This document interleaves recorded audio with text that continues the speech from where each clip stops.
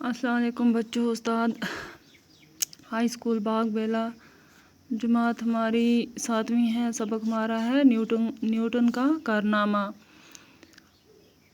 بچوں یہ سبق ہم نے یہاں تک پڑھا تھا، آج ہم یہاں سے پڑھیں گے۔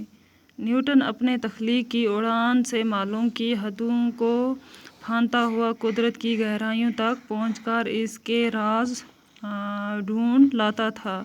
نیوٹن جو تھا وہ اپنی اڑان سے معلوم علم کی حدوں کو پھاندتا ہوا قدرت کی گہرائیوں تک پہنچ کر اس کے راز ڈھونڈ لاتا تھا۔ وہ جو بھی تجربہ کرتا تھا وہ گہرائی سے کرتا تھا، ہر راز وہ ڈھونڈ لاتا تھا جن کے مفہوم کو وہ اپنے سائنسی دماغ سے آشکار کرتا ہے۔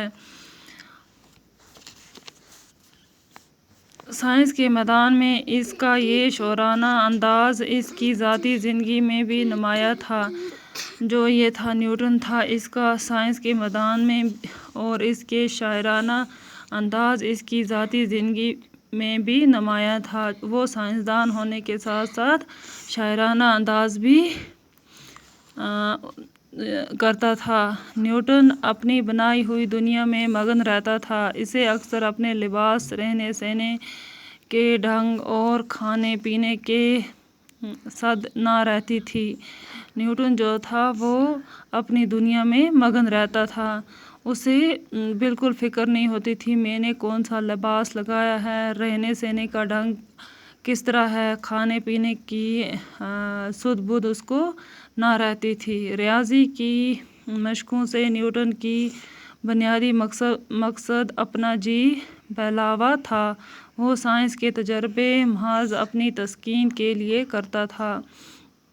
نیوٹن جو تھا وہ ریاضی کی مشقوں کو کیا کرتا تھا، بنیادی مقصد اپنا جی بہلاوا تھا۔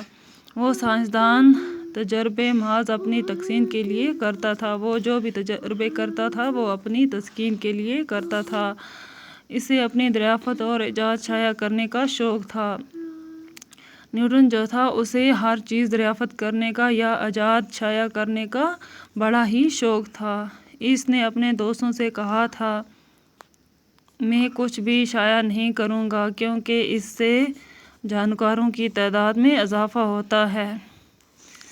جو نیوٹن تھا اس نے اپنے دوستوں سے کہا تھا کہ میں کچھ بھی چیز شائع نہیں کروں گا کیونکہ اس سے جانکاروں کی تعداد میں اضافہ ہوتا ہے۔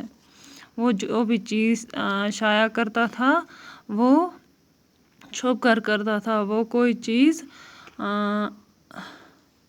دوسروں کو نہیں بتاتا تھا کیونکہ وہ کہتا تھا کہ دوسرے لوگ بھی جانکار ہو جائیں گے اور اس سے اضافہ بڑھ جائے گا۔